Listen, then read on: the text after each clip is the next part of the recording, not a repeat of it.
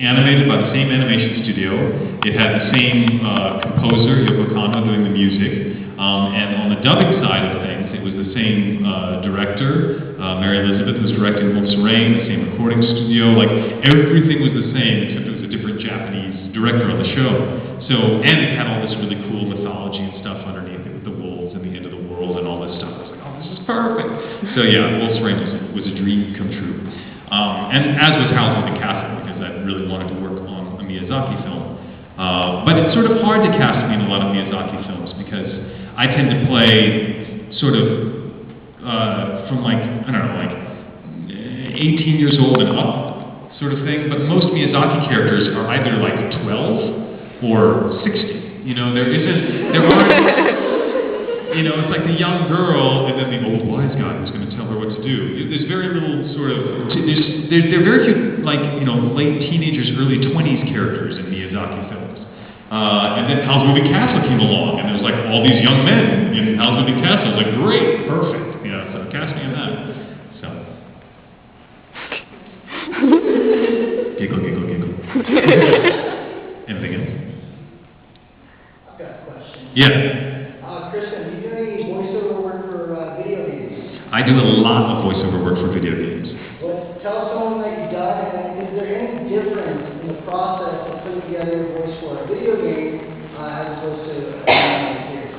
Yeah, video games are an interesting thing. Some of the most recent video games, first off, I can't talk about any video games I'm working on now because they will shoot me in the head. There's a sniper through that door right there. He will take me out. Seriously, the video game industry is like the CIA on crack. If you say anything, they will kill you. It's very strange, but I think they're a little too secretive about it. But leave it as it is. The video games most recently that I worked on is I worked on God of War 3, where I played the sun god Helios. And you know, since I'm not the God of War, chances are I die, and die horribly. In fact, I die in such a way that you rip my head off and use me as a flashlight through the rest of the game.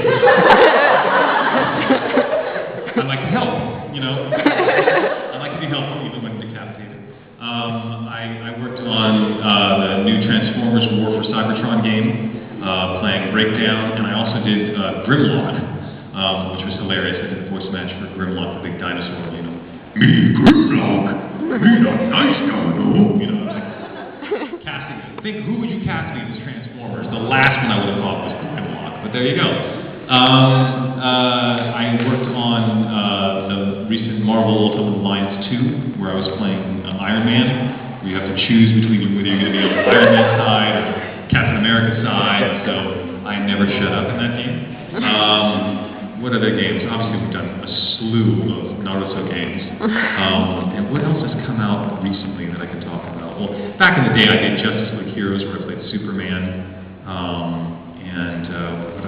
What other games? I can't even think now.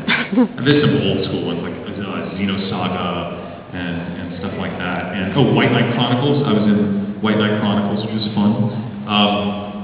The thing about voice acting in video games is that many times, it's sort of like voice acting in a sensory deprivation tank. You rarely have any pictures of the characters. You don't know the story. You're not even sure how your lines are going to be used in the game. So it's sort of like Rubik's Cube acting. You guys know what Rubik's Cube is, right? You sort of have to be able to shuffle your lines in any way possible and still have them sound believable. This is really strange and hard. It's sort of impossible in one way. But that's the challenge of video games, is because most video games are not linear. They don't have sort of a beginning, middle, and end. They have a beginning, and then you branch into what, you know, class you're going to fight, and then this skill tree, and then that thing, and then, go kill the dragon. You know? And so it's like non-linear storytelling. So from an acting perspective, it can be very disconcerting trying to figure out what's going to happen. And many times you'll like make a really strong acting choice about how you feel about a character in the moment, and they're like, yeah, but that character might be dead by now, so maybe you can't say it that way. Oh, okay, all right, back that up a little bit, try it another way. So video games are very strange. The other thing about video games is it requires a lot of screaming. There's a lot of dying, there's a lot of killing of things, there's a lot of, being eviscerated. Okay, now scream and die, but you're on fire. Okay, now scream and die, but he's crushed your head. Okay? So yeah, that can get to be a challenge. But mostly, although the one cool thing that's happening now with video games is motion capture. We're doing a lot more motion capture work, where they put us in the silly suits with the balls, almost the reflective little things, pom-poms, and then they track us in the computer while we move around.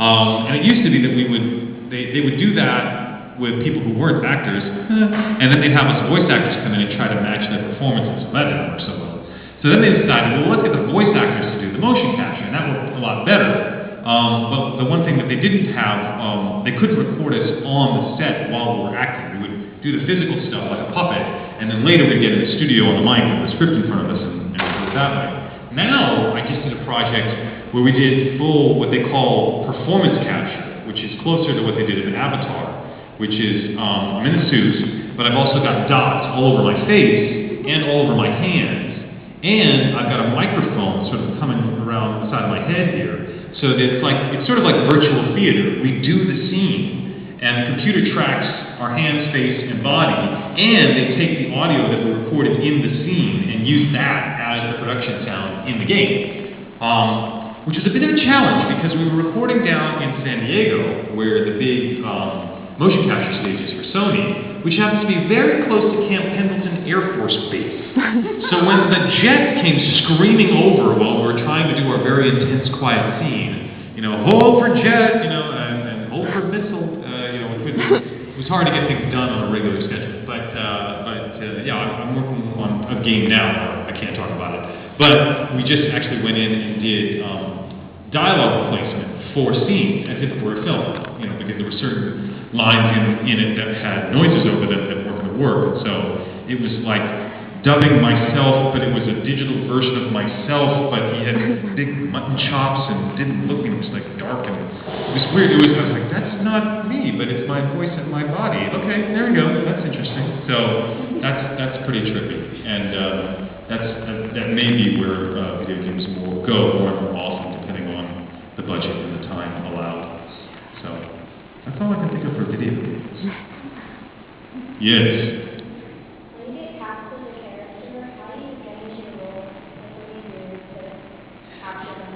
Yeah, how do I get into my role? Well, the thing about voice acting is it's sort of instant acting. It's sort of just add water and go.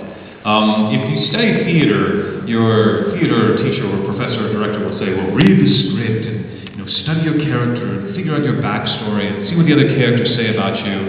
You just don't have time for that in voice acting. They go, you're a squid and you say these 5 lines. Go, be funny. So you have to make really quick decisions about stuff. So voice acting tends to be closer to improv than it does to sort of standard theater or even film acting. And how does one prepare for improv?